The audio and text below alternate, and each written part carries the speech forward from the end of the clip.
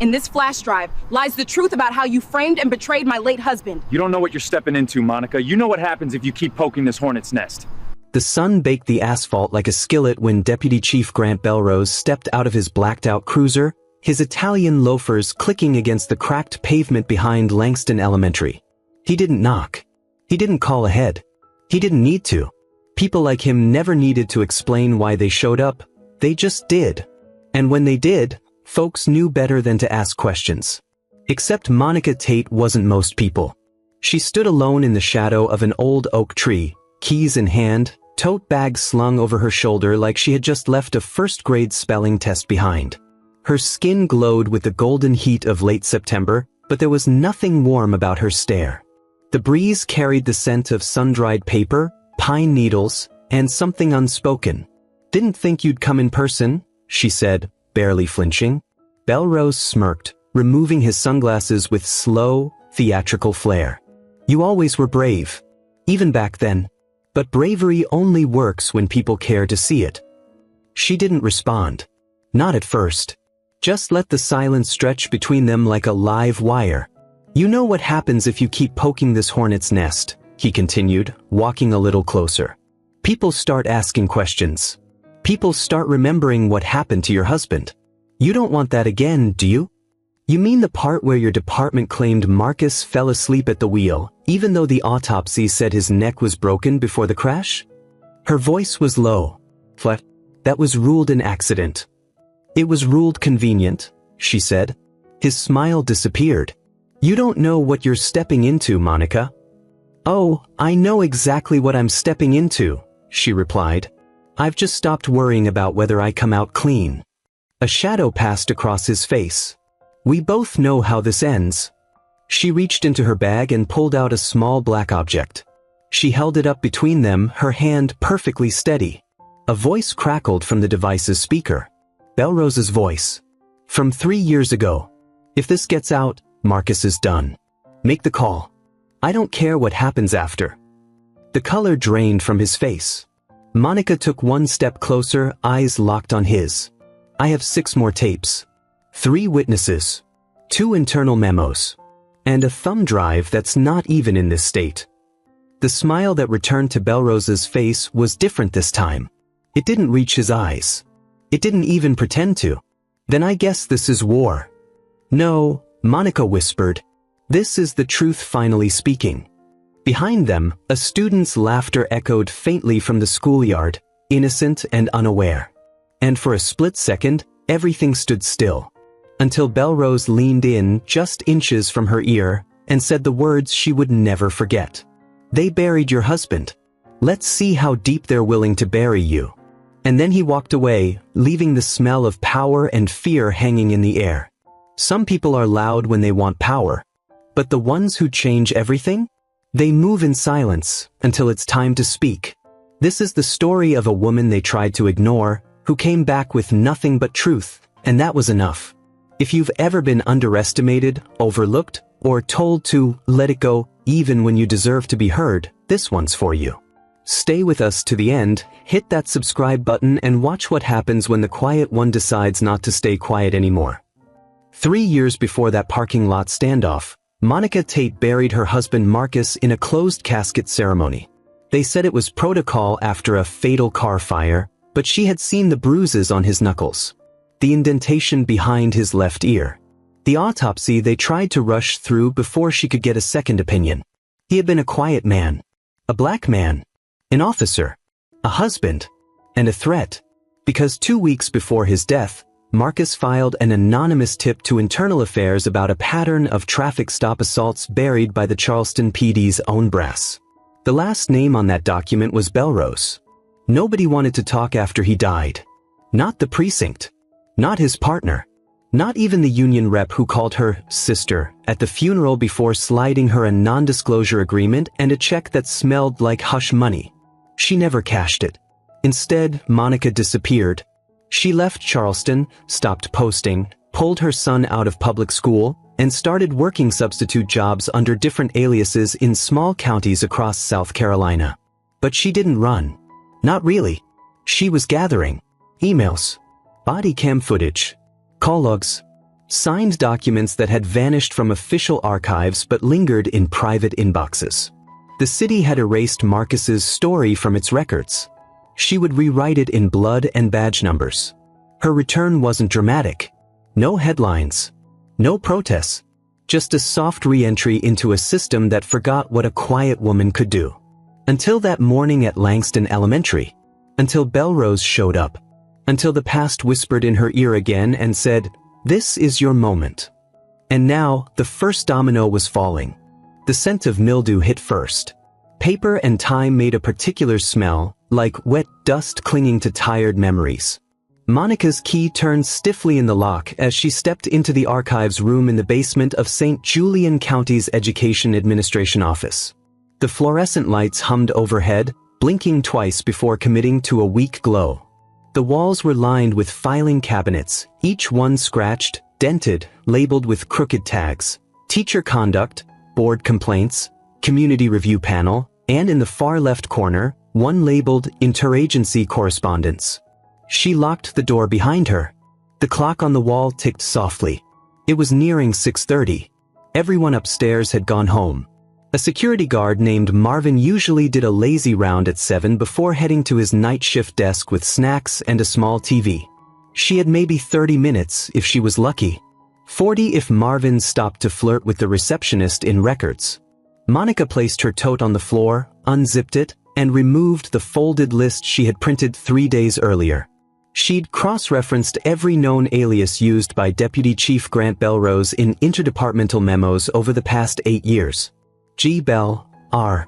Hannon, Chief D. Rose, and sometimes just GB. She wasn't sure what she'd find, only that whatever it was, it wouldn't be on public record. The cabinet labeled Interagency Correspondence squealed as she opened it. Inside were dozens of slim brown folders stacked in uneven towers. She started pulling them down, spreading them across the small metal table beneath the wall-mounted fan. Most of the paperwork was benign. Budget approvals. Routine board communications. But Monica wasn't looking for routine. She was looking for a name that didn't belong. Her fingers moved faster as she flipped. Her eyes scanned dates, initials, codes. Her breath remained even, though her stomach burned from the cheap coffee she'd had that afternoon. The pages blurred together, dozens of them, until a half-ripped yellow envelope slipped free and hit the floor. She reached down and picked it up. It had no official label, just a sticky note on the front with a faded red pen stroke. The handwriting was barely legible. Transfer Inquiry, MB. Her chest tightened, MB? Marcus Tate. She opened the envelope. Inside were 4 documents. The top one was a transfer request, unsigned, unfiled, dated 2 weeks before Marcus's death. It was addressed to the precinct's Internal Reallocation Board, requesting an urgent transfer out of Charleston Metro PD citing ethical conflict and internal retaliation. The second sheet was a rejected routing form. Red stamped. Request not processed. Incomplete authorization. The third was worse. It was an email printout between Belrose and an unknown contact marked only as CT6. She read the words twice. Get him off rotation. He's getting sloppy. If he escalates, we'll bury it under a domestic. It was dated 5 days before the crash that killed Marcus. Her hand trembled. The fourth page was a checklist, typed. Locations. Case numbers. All related to use of force investigations Marcus had once reviewed. At the bottom, in all caps, do not share outside the loop. A soft knock rattled the basement door. Monica froze. Her hand slipped quickly into her tote, stuffing the 4 pages deep between 2 manila folders. The knock came again. Softer. Not urgent. But not casual either. She stood slowly, footsteps barely audible. Her mind raced. Hello. The voice behind the door was male. Unfamiliar. Ma'am, it's maintenance. Just doing a quick sweep. She said nothing. The door handle jiggled, not forcefully, just once. The test. Monica quietly moved behind the shelves. She pulled out her phone and tapped it awake. 1 bar of signal. No Wi-Fi. No backup. She slipped the documents into her waistband, tucked beneath her blouse, and zipped up her bag. Then she moved to the back hallway, past the emergency stairwell that rarely locked from the inside. The door at the other end of the room clicked. Whoever was behind it had found the master key. She didn't wait. Monica pushed the emergency exit door open with her back, letting it swing shut behind her as she slipped into the stairwell. Her shoes made almost no sound as she moved down one flight, across the dark corridor, and out through the loading dock. Outside, the night air wrapped around her like wet cloth. Streetlights flickered as she crossed the lot, each step steady but fueled by instinct. Behind her, the building's rear door opened again. This time, no voice followed. She ducked low, slipped between two parked utility vans, and stayed there, waiting. A man stepped out. He wore maintenance overalls, but he wasn't holding any tools. His hands were empty. He didn't call out again. He simply scanned the lot, then moved slowly toward the open gate.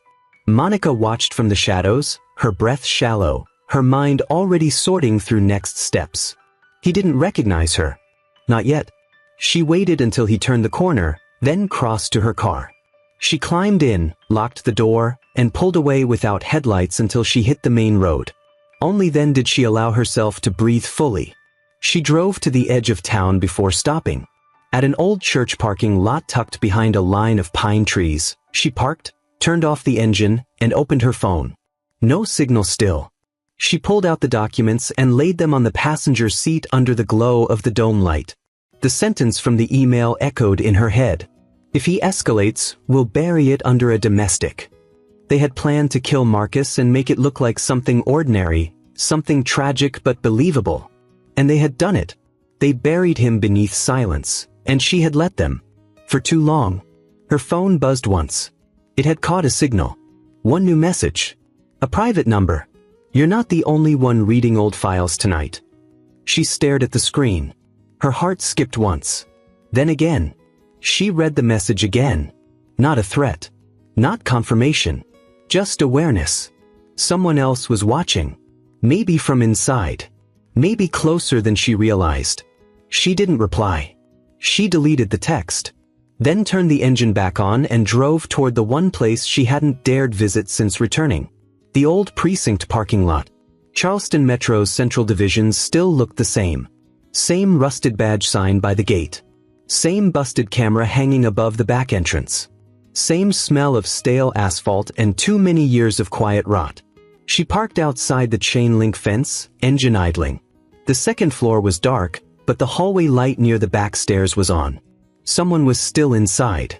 She reached for her phone again, opened a locked folder, and tapped play. Her husband's voice filled the car. Not his laugh. Not his warmth. His panic. Bells covering something. I found a list. If anything happens to me, Monica, don't let them clean it up. Don't let them lie to your face and walk away clean. Please. Her hand tightened around the phone. She tapped pause. His voice disappeared. The car sat still beneath the street lamp, its glow barely touching the cracked dashboard. Somewhere inside that building was the last lie. The one that connected every dead file, every redacted case, every name that had been forgotten. Tomorrow she would walk in with something stronger than a warrant. She would walk in with the one thing they never thought she'd find again: proof. The kind they couldn't bury. The kind that whispered beneath closed doors and demanded to be heard. And this time, she wouldn't be walking in alone. Monica didn't sleep.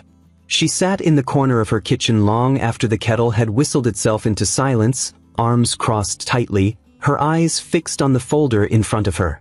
The documents were spread across the table like crime scene evidence, except they were more dangerous than blood stains or broken glass. These weren't pieces of a crime. They were pieces of a cover-up. And every one of them carried the same signature, Grant Belrose, buried under initials, masked in routing numbers, but they're nonetheless. At 6 a.m., she changed into a charcoal gray blazer, pinned back her hair, and pressed the creases out of her slacks. Her makeup was minimal, her earrings small. She carried herself the way she used to before the funeral, measured, thoughtful, and unshakably calm. But her hands stayed close to the strap of her tote bag, and the muscle beneath her jaw refused to unclench. The precinct looked older than she remembered. Weeds had pushed up through the cracks near the curb. A faded "No Trespassing" sign leaned sideways on the chain-link gate. The front lobby hadn't changed. The same brown-tiled floor, the same wall-mounted clock that always ran 5 minutes fast, and the same worn bench beneath the framed photograph of the department's first black chief.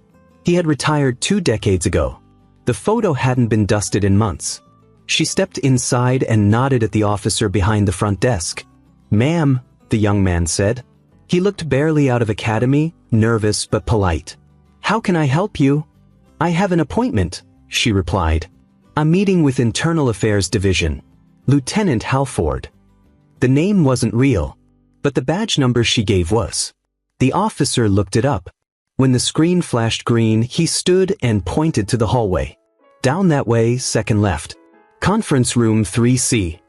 "Thank you." She walked slowly, her eyes sweeping the corridors. The precinct had been repainted, but beneath the surface, everything still breathed the same. The forced smiles. The clipped heels echoing over tile. The weight of whispers. She passed a bulletin board cluttered with printouts.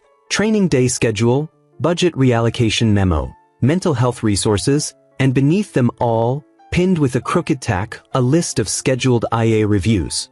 Her name wasn't there.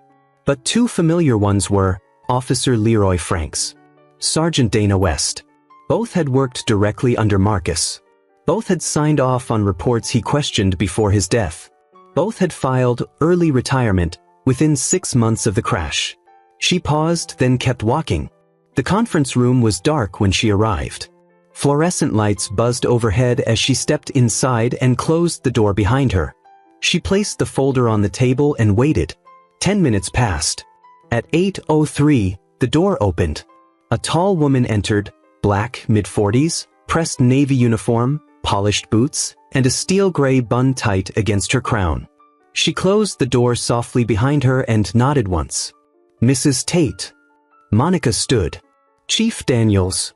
I've been expecting you." "I'm sure you have."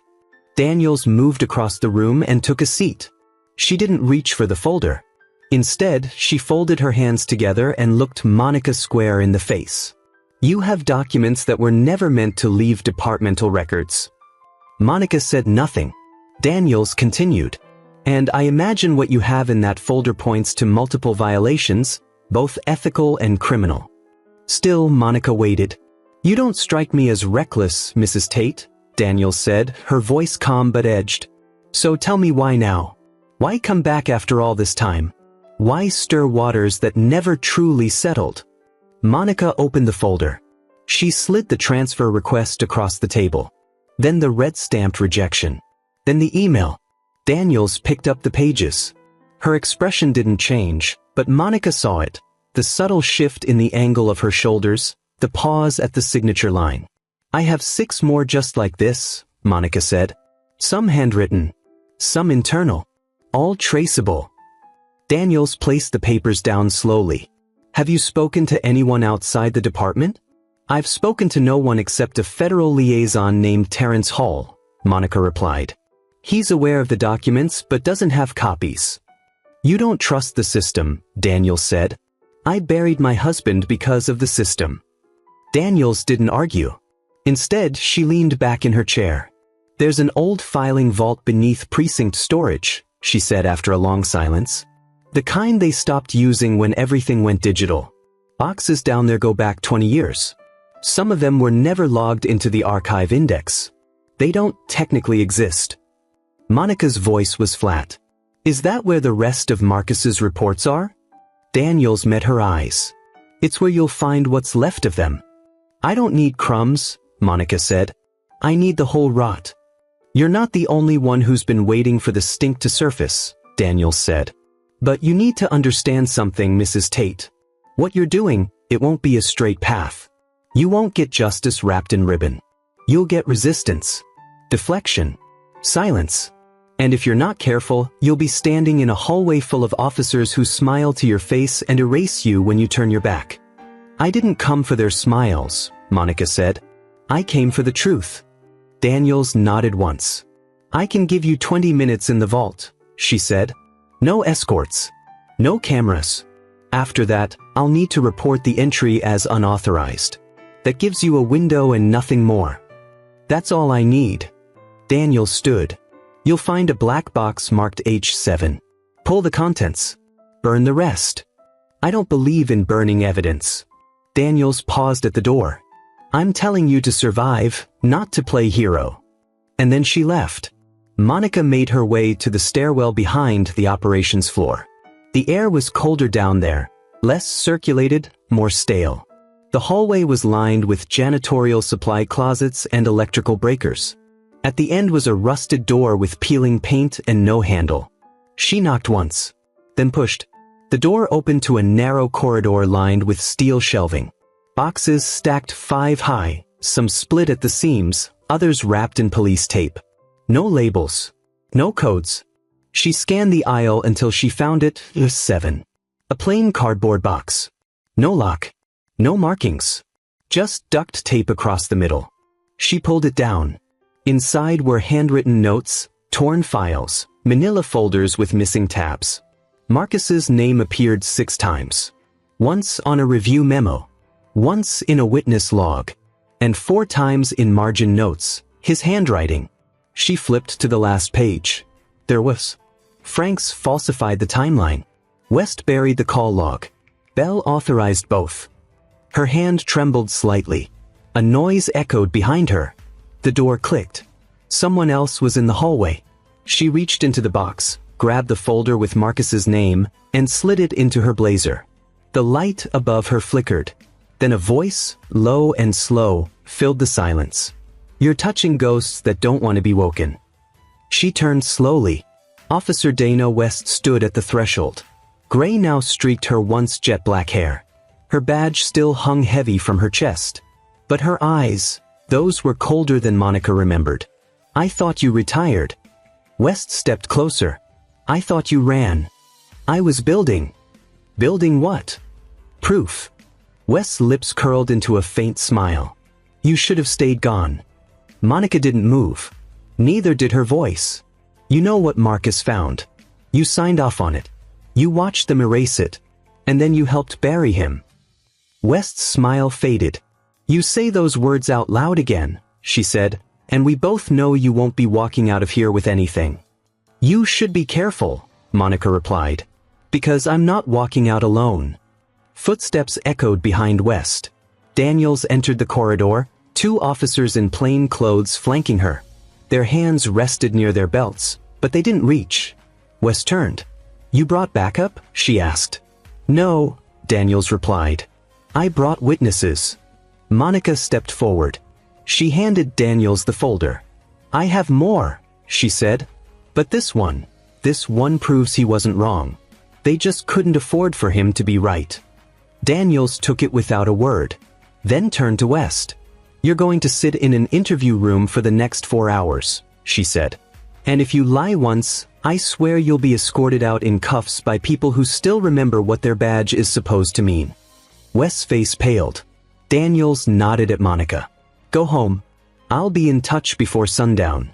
Monica left without another word. When she reached her car, she didn't cry. She didn't shake. She simply stared through the windshield and watched as the wind moved the trees outside the precinct gates. A piece of Marcus had been hidden there. Now it was free. But she knew this wasn't the end.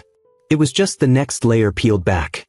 The wind rattled the trees outside the motel window, but Monica kept the curtains drawn and the lights off. The box fan hummed steadily from the corner, pushing stale air around the room while the wall clock ticked just above the headboard. She had not laid down since she arrived 2 hours ago.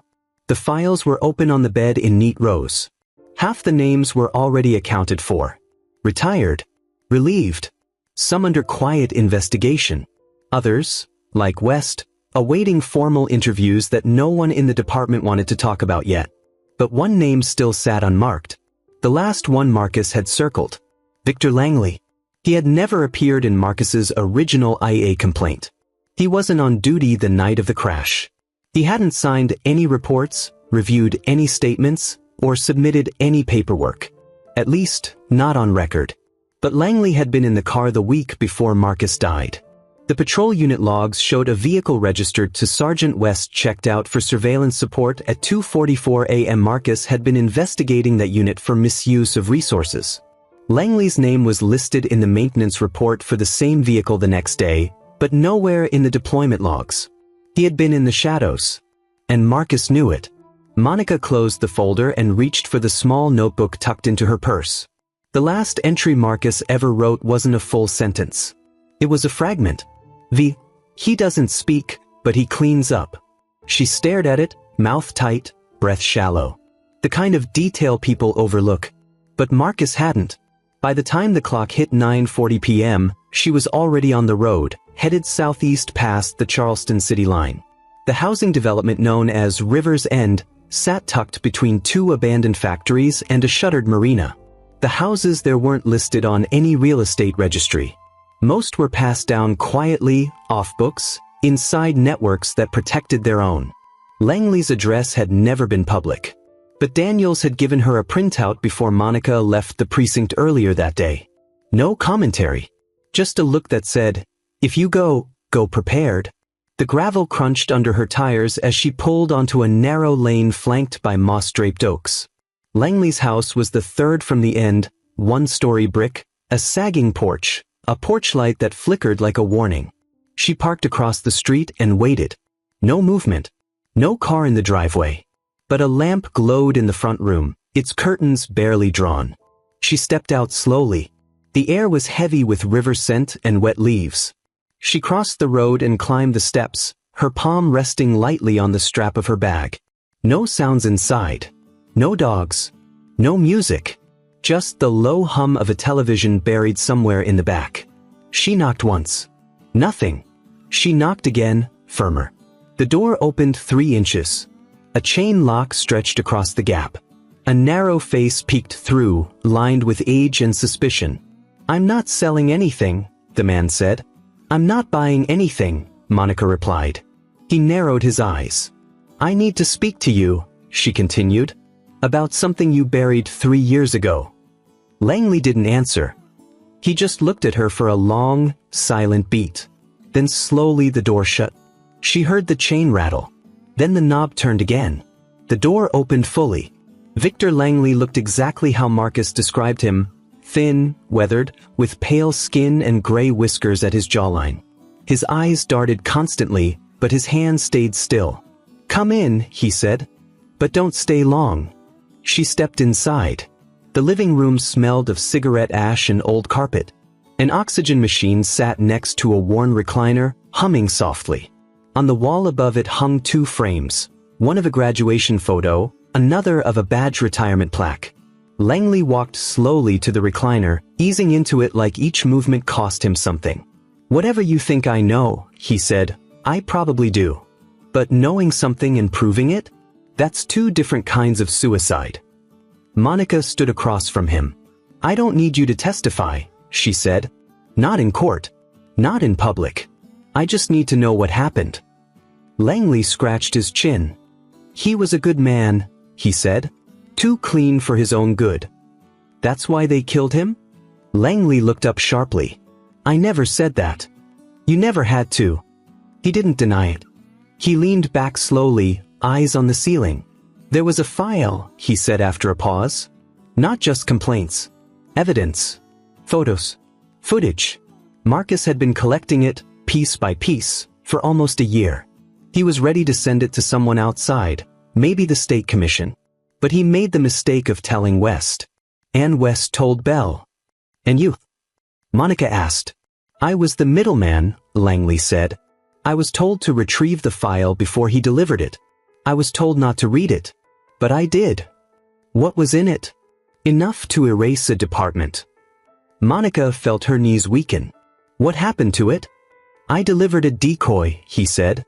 "A folder filled with unrelated citations and old complaints. It bought him 2 days. 2 days before he died." Langley looked down at his hands. "I told him to leave. To run." But Marcus believed in finishing what he started. She stepped closer. "Where's the real file?" "I don't have it," he said. "He didn't tell me where he hid it." "I don't believe that." He looked up at her. For the first time, there was no fear in his eyes. Only regret. "He trusted you," she said. "And you let them break him." Langley stood slowly. "I let them break me first."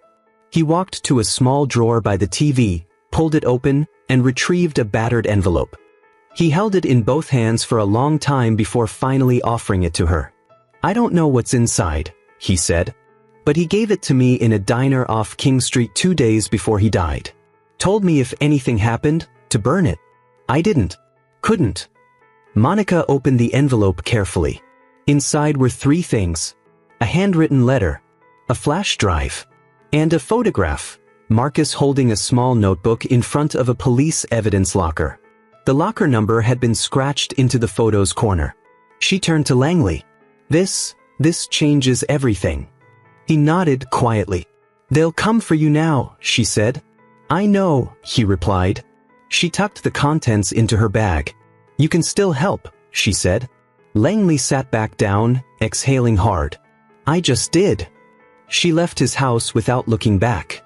By the time she reached the outskirts of the city, the flash drive was plugged into a borrowed laptop at a laundromat Wi-Fi station. The files were encrypted. Deeply. But Marcus had left her a key in the letter, an old code they used when playing logic games during their early days of dating. Shift 7 letters forward. Add his badge number at the end. Translate everything twice. She entered the code. The drive unlocked. There were 24 files. One labeled red light, never delete. Another marked echo. She opened the last one. It was a video. A dashboard cam. Grainy. Nighttime. The audio picked up first. 2 voices. One was Marcus. The other, Belrose. She watched as Marcus pleaded for backup to follow protocol. She watched as Belrose laughed and said, "There is no protocol when it's one of ours. You either fall in line or you fall out." She watched Marcus walk away. And she heard the final line on the recording. "We'll handle it. You're either family or a problem. And you just chose wrong." Her hand covered her mouth. She closed the laptop slowly, then packed her bag and left the laundromat. The morning light was breaking over the rooftops as she drove back toward the precinct. Not in a rush. Not in fear. Just with the steady certainty of a woman no longer carrying questions, only proof. The precinct conference room on the 4th floor had no windows, no warmth, and no distractions. Just a long rectangular table, pale walls, and a speakerphone that hadn't rung in months. The kind of room built for whispered decisions that never made it to paper. Monica stood at the head of the table. Beside her was a closed manila folder and a small flash drive, silver and unmarked. Across from her sat Chief Daniels, 3 senior internal investigators, and 2 high-ranking city attorneys, silent, guarded, but present.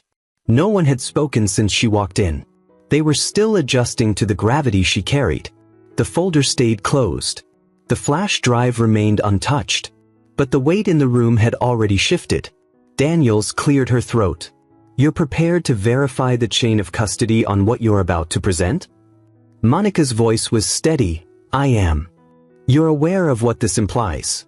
Not just for Officer Belrose, but for every case he touched in the past decade." "I am," Monica said again. "And you should be too." Daniels gave a short nod. "Then begin." Monica slid the flash drive across the table. One of the attorneys inserted it into the secured laptop at the center of the room. The screen lit up with a folder titled Tate.01. The first file opened without commentary.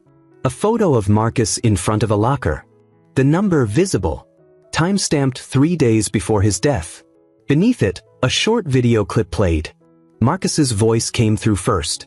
Not angry. Not afraid. Measured. Like a man doing his duty. Internal complaint package prepared. Contents include disciplinary logs, interview transcripts, and body cam files removed from the formal archive. Officer Franks, Sergeant West, and Deputy Chief Belrose involved. Recommending emergency audit. Delivery pending. The clip ended. No one moved. Monica opened the folder beside her and spread the pages like cards in a hand she'd been waiting years to reveal. Internal memos, report copies, notes Marcus had handwritten and dated. They weren't copies from hearsay. They were original, time-stamped, cataloged. He had documented the corruption to the smallest detail. Who signed what? Who deleted what? And who ordered it all? The last page contained a single line of text. If I'm gone, it means I trusted the wrong person too late. Don't let silence be my ending. Daniel stood. I've seen enough, she said. The attorneys looked at one another. One of them finally spoke. We'll need to initiate a closed session with the City Commission.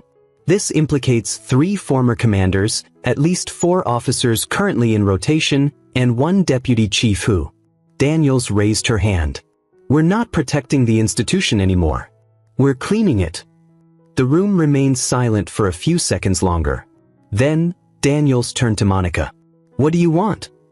Monica closed the folder slowly. Not a settlement. Not a ceremony. Not an apology. Daniels waited. I want his badge number retired without fanfare, she said. I want his name placed back on the active duty roll for the day he filed his final report. And I want the case logs he compiled reopened, not to make an example, but to finish what he started. Daniels nodded. It'll be done. Monica gathered the folder, slid the flash drive back into her coat pocket, and walked out without waiting for anyone else to speak. She moved down the hallway, her steps slow, her body no longer heavy with the burden of proof. She had done what she came to do. But the city wasn't done listening. 2 days later, Daniels called her personally. Belrose had been placed on unpaid administrative hold pending an official ethics tribunal. West had resigned. Franks had formally confessed to deleting 2 use-of-force incidents under Bell's direction. 5 other officers had been suspended. The department issued no press statement. No press was needed. Truth didn't always announce itself with headlines. Sometimes, it just landed where it needed to be, like a stone in water, creating ripples no one could unsee once they began. That night, Monica visited Marcus's grave for the first time in over a year. She didn't bring flowers. Just the photo of him in front of the evidence locker, laminated and placed beneath the small bronze plaque. She stood there until the sun dropped below the treetops, casting long shadows across the quiet grass. And then she whispered the words she had carried for so long. They tried to make you disappear, but they left your voice behind. She sat down on the bench beside his plot, closed her eyes, and allowed herself, for the first time, to let the weight shift from pain to pride. The next morning, she returned to her substitute teaching post like nothing had changed. No announcement. No recognition. Just another day in the classroom. The children needed her more than any camera or counsel ever would. She arrived early as usual and found a folded note in her mailbox. No name. No signature. You reminded us what right looks like. The rookies talk about you. They're watching. She smiled faintly. Not for glory, but because somewhere in the building, justice had stopped being an idea and started becoming the culture. If this story stayed with you, let it sit for a moment. Think about the Marcus Tates you never heard about. The Monica Tates who quietly refused to let silence win. And if you've ever wondered whether one person can still matter in a system built to erase them, this is your answer. If it moved you, share it with someone who believes quiet truth is louder than performance. Subscribe for more stories that don't just expose darkness, but remind us who holds the light. And if you're still here, leave a comment below. Tell us what part you felt. Tell us what justice should mean today. Because stories like this don't end with a video. They begin with the ones who don't look away.